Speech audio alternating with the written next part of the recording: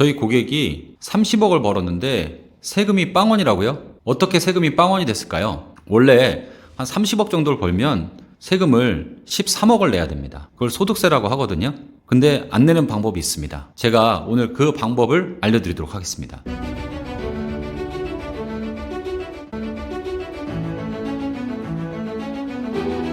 세금을 이렇게 크게 절세할 수 있는 방법은 바로 청년 창업 중소기업 감면이라는 제도를 활용한 것입니다. 청년 창업 중소기업 감면. 청년이라고 하니까 청년 아니신 분들은 해당이 없다고 생각하시죠? 아닙니다. 청년이 아닌 분들도 방법이 있습니다. 그리고 34살이 넘었다고 하더라도 방법이 있습니다. 그러니까 끝까지 시청 바라겠습니다. 청년이 아니어도 창업 중소기업 감면이라는 제도가 있습니다.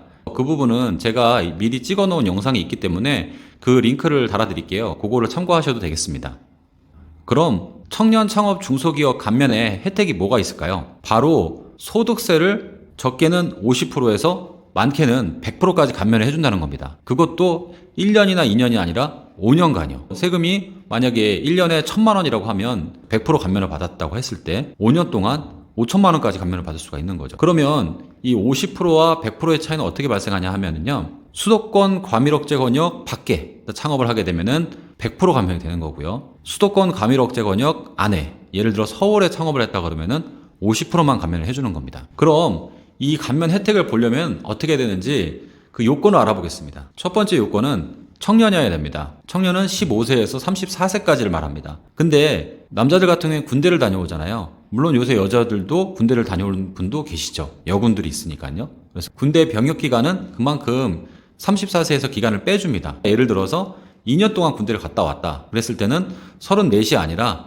36까지 기간이 늘어나는 거죠. 그래서 최대 군 복무 기간을 6년까지 인정을 해줍니다. 장교라든가 하사관이라든가 6년을 복무했다 그러면은 34이 아니라 40살까지 혜택을 볼 수가 있는 거죠. 그래서 개인 사업자 같은 경우에는 15세에서 34세면 가능한 거고요. 법인도 청년 창업 세액 감면을 받을 수가 있습니다. 법인 같은 경우에는 일단 그 청년이 대표자여야 되고요. 그리고 청년이 최대 주주여야 됩니다. 최대 주주 좀 말이 어렵죠. 그러니까 법인 같은 경우에는 그 자본금을 해서 법인을 설립하잖아요. 예를 들어 가지고 자본금 1억짜리를 만들었어요. 그러니까 출자를 한 거죠. 자본금을.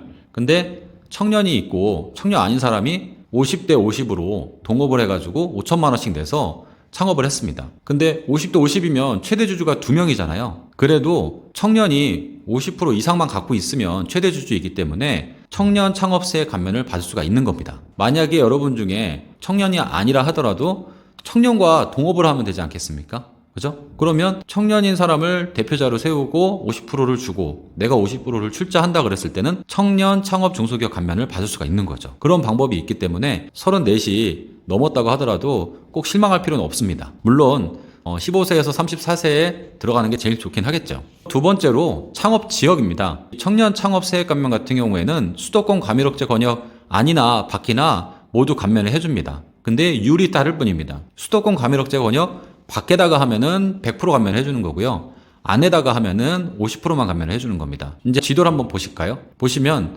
수도권 과밀억제 권역은 서울이라든가 뭐 가까운 의정부, 고양시, 광명, 하남 이렇게 서울과 붙어있는 지역들입니다.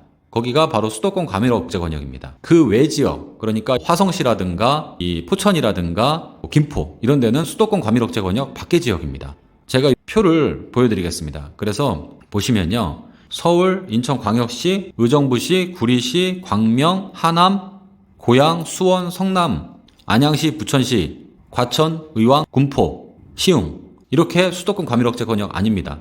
근데 여기에서 일부 지역은 제외된 지역이 있습니다. 인천광역시 같은 경우에는 거의 대부분의 지역이 수도권 과밀억제 권역인데요. 거기서 송도라든가 청라, 영종도 같은 경우에 경제자유구역으로 돼 있어가지고 수도권 과밀억제 권역 바뀝니다. 시흥시 같은 경우에도 반월 특수지역 같은 경우에는 수도권 과밀억제 권역 바뀝니다. 그러니까 그 밖의 지역에 하면은 100% 감면을 받을 수가 있겠죠. 정확히 알려고 그러면 수도권 정비계획법 시행령 별표 1을 참조하시면 되겠습니다. 그래서 제가 글 설명에 링크를 달아 놓을 테니까 그걸 참고하시면 되겠습니다. 만약에 그걸 봐도 정확히 지역을 모르시겠다고 하시면은 댓글에 남겨주시면은 제가 답변을 드리도록 하겠습니다. 그러면 가급적이면 수도권 과밀억제 권역 밖에다가 창업을 하는 게 좋겠죠. 예를 들어서 사장님이 인터넷 쇼핑몰로 창업을 한다 그랬는데 댁은 서울이에요. 그러면은 서울에 창업하면 50%밖에 감면을 못 받죠. 그렇지만 주변에 김포라든가 파주 이런 지역에 창업을 하면 100% 감면을 받을 수가 있잖아요. 요새 소사무실이나 공유오피스 이런 거 많잖아요. 그래서 거기에다가 빌리게 되면 저렴하게 사무실을 빌릴 수가 있는 거죠. 그래서 창업을 하면 사무실이 꼭 필요할까요? 물론 사무실이 꼭 있어야 하는 업종들이 있습니다. 음식점이라던가 도매업이라던가 건설업 면허가 있는 건설업 이런 것들은 무조건 사무실이 필요하죠. 하지만 집에서도 사업자 등록이 많이 나옵니다. 인터넷 쇼핑몰을 한다든가 유튜버를 한다든가 그랬으면은 굳이 사무실이 필요 없이 집에서도 내가 할 수가 있잖아요. 세 번째로 업종을 어떤 걸 하냐가 중요합니다. 청년 창업 중소기업 감면 업종을 정해놨습니다. 인터넷 쇼핑몰, 제조업, 건설업, 정보통신업, 임의용실 이런 것들입니다. 대표적으로 음식업이 있죠. 음식업은 한식, 양식, 일식, 중식 다 가능하고요. 근데 여기 보시면 업종이 굉장히 많잖아요. 이 업종이 이제 세부적으로 들어가게 되면 굉장히 복잡합니다. 그렇기 때문에 사장님들이 내가 하려는 업종이 과연 청년 창업 세액 감면에 해당되는 업종인지 아닌지 좀 헷갈리실 수가 있어요.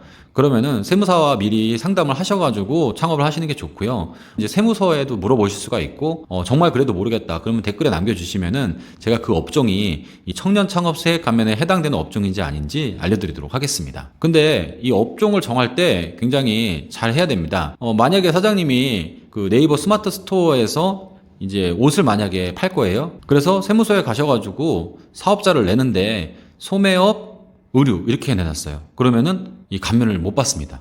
왜냐하면 일반 도소매업은 해당되는 게 없어요. 그러니까 소매업, 인터넷 쇼핑몰로 사업자 등록을 해야지 감면을 받을 수가 있는 거거든요. 물론 나중에 소명을 해가지고 감면을 받을 수가 있겠죠. 이게 세법의 실질과세 원칙이라고 하는데 물론 그렇게 하면 되겠지만 굉장히 복잡하고 번거롭지 않습니까? 그러니까 처음에 창업할 때부터 정확한 업종과 그런 거 알고 창업을 하는 게 좋겠죠. 그래서 창업하기 전에 미리 세무사와 상담을 받아보시는 걸 추천드리겠습니다. 마지막으로 주의사항이 있습니다. 청년 창업 세액 감면 좋은데요. 다른 사람이 하는 거를 100% 인수해서 하는 경우에는 감면이 되지 않습니다. 왜냐면은 새로운 창업으로 보지 않기 때문입니다. 그 부분은 주의하셔야 되겠습니다.